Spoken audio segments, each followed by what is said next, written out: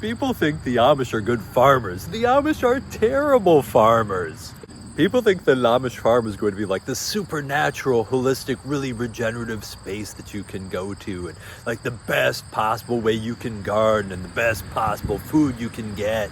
Have you ever spent time on some Amish farms? I have. The whole system is based on tilling the bejesus out of the soil, causing all sorts of erosion, spraying chemicals all over everything, using chemical fertilizers, covering everything with plastics that like polluting the soil and contaminating our food with microplastics and phthalates and all of that crap.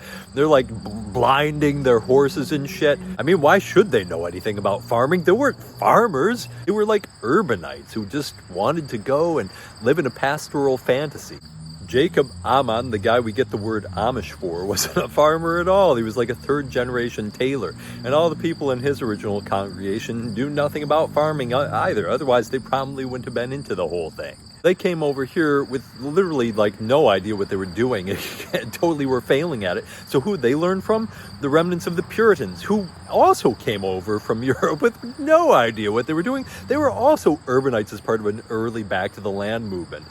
And they wouldn't have survived their first year here if Native Americans had taught them a little bit of basic gardening. And the early Americans never learned how to farm. Instead, they learned how to be businessmen exploiting slave labor. If you got a bunch of slaves, then what do? You have to keep them busy so they don't revolt for their freedom. So you have them do a bunch of mindless work.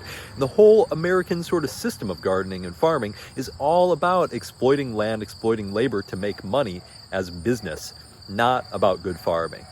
And so if you look at the Amish, they're working like literally 3 to 4 times as many hours as European peasant culture there were people actually knew things about farming.